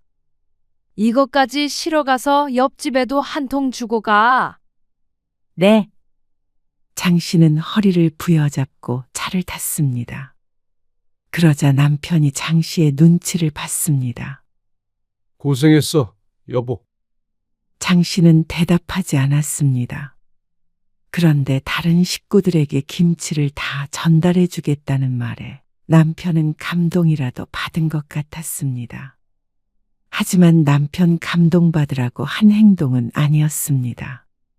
장 씨 부부가 형님 누나네 집에 들렸다가 동생 집까지 들려 김치를 주고 집으로 돌아오자 자정이 가까운 시간이 되었습니다. 다들 장 씨에게 미안해하면서도 김치는 또 왜 갖고 왔느냐는 표정을 지었습니다. 이제는 김치통만 보아도 지겨운 것 같았습니다. 그리고 며칠 뒤 집안이 발칵 뒤집혔습니다. 동서, 김치에 도대체 뭘 넣은 거야? 뭐가요? 만들 때 안 먹어봤어? 저는 그냥 어머님이 시키시는 대로 했는데 어머님은 맛있다고 그러시던데요. 왜요? 이상해요? 이상한 정도가 아니라 내가 전에 그랬지. 어머님 김치 점점 맛이 이상해지는 것 같다고. 어머님 입맛이 정말 끝났나 보다. 애 아빠도 갖다 버리라고 난리야. 아까 어머님한테 전화해서 이젠 김장하지 말라고 그러더라. 어머, 정말요? 어머님이 난리치시는데도 이런 김치 어떻게 먹느냐고. 참 희한하긴 하네. 그리고 작은 동서와 신우이에게도 전화가 왔습니다. 다들 같은 생각이었습니다. 시어머니 입맛이 이상하니 김장을 그만해야 된다는 입장이었습니다. 결국엔 편을 들던 아들들마저 그렇게 말하니까 시어머니도 당황스러울 것이었습니다. 김치 맛이 어떻길래 그래? 김장할 때도 맛 한 번 안 보았으니 남편은 모를 만도 했습니다. 장 씨는 모르는 척하며 김치를 꺼내 남편 입에 넣어주었습니다. 나는 당연히 어머님이 늘 하던 대로 하시니까 그냥 했는데 얼마나 이상해? 그러자 남편이 씹던 김치를 싱크대에 뱉어버렸습니다. 이게 뭐야? 비린내가 너무 나고 짜고 이거 진짜 왜 이래? 사람 먹으라고 담근 거야? 이렇게 만들려고 배추를 그렇게 열심히 길렀나? 남편은 그동안 배추 농사에 불려갔던 게 억울한 모양이었습니다. 어머, 정말이네. 장 씨는 김치를 먹어보고 시치미를 뗐습니다. 다 버려야지. 이거 못 쓰겠네. 순간 죄책감이 잠깐 들기도 했습니다. 하지만 한편으로는 시원하기도 했습니다. 아마 내년에도 똑같이 배추 농사를 짓고 자식들은 끌려가 싸우고 며느리들은 매번 알아눕는 연례 행사가 반복될 것이었습니다. 이렇게 하지 않으면 우유부단한 남자들이 어머니 고집을 꺾을 수가 없을 테니 말이죠. 화가 난 시어머니에게서 전화가 왔습니다. 너 도대체 양념에다가 뭘 넣은 거니? 옆집에서도 쫓아왔어. 뭘 넣다니요? 어머님이 넣으라고 하신 대로 넣었죠? 어머님도 바로 앞에서 보셨잖아요. 그러자 시어머니는 아무 말도 못했습니다. 장 씨의 말대로 모든 건 시어머니가 지시한 대로 이루어졌으니 말이죠. 그리고 어머님도 김치 다 됐을 때 맛보셨잖아요. 아니, 그땐 괜찮은 것 같았는데. 안 되겠다. 배추 사다가 다시 해야겠다. 네? 200포기를 다시요? 그러면 어떻게 하냐? 김치 없이 어떻게 1년을 보내? 옆에서 듣고 있던 남편이 전화를 바꿨습니다. 어머니, 이참에 김장 그만하세요. 1년 동안 농사 지은 배추가 전부 못 쓰게 됐잖아요. 나이 드셔서 입맛이 변했나 보죠. 이번에 얼마나 힘들었는데 또 김장하겠다는 말씀을 하세요. 남편도 다소 화가 난 것 같았습니다. 남자 여럿이 했던 일을 혼자서 했으니 남편도 장 씨에게 투정은 못 부려도 아마 평소보다 훨씬 힘들었을 것이었습니다. 너까지 어떻게 그런 말을 하냐? 형님도 그만하자고 그랬다면서요. 다들 힘들어서 핑계대고 오지도 않는데 자식들 말 좀 들으세요. 어머니 이제 80이에요. 그만할 때도 됐어요. 요즘 누가 김장해요? 다들 사 먹지. 장 씨가 하고 싶은 말을 남편이 대신했습니다. 남편도 뻔히 알면서 그동안 장 씨만 나쁜 사람을 만들어 왔나 싶었습니다. 시어머니는 자식들의 말에 충격을 받은 것 같았습니다. 하지만 장 씨는 알 수 있었습니다. 내년부터는 배추 농사도 없을 거고 김장도 없겠다는 걸 말이죠. 며느리들은 무척 좋아했습니다. 시어머니 입맛이 예전과 같지 않은 걸 안타까워하긴 했어도 결국엔 그 지긋지긋한 김장에서 해방됐으니 말이죠. 김치는 이제 사 먹어야 하나. 뭘 사 먹어? 먹지도 않는데. 그런가? 아이고, 어쨌거나 내년부터는 주말에 좀 쉴 수 있겠네. 남편은 김치에 미련이 없어 보였습니다. 아니, 오히려 좋아했습니다. 더 이상 농사 지으러 가지 않아도 되니 후련해 보이기도 했습니다. 음식을 못 쓰게 만들었다는 죄책감은 장씨 혼자만의 감정으로 끌어안기로 했습니다. 앞으로 버려질 김치들에 비하면 작은 희생이었습니다. 그리고 시어머니에게도 몹쓸 짓을 했다 싶긴 했지만 20년 넘게 욕먹어가며 고생한 걸 생각하면 이 정도는 애교라고 생각했죠.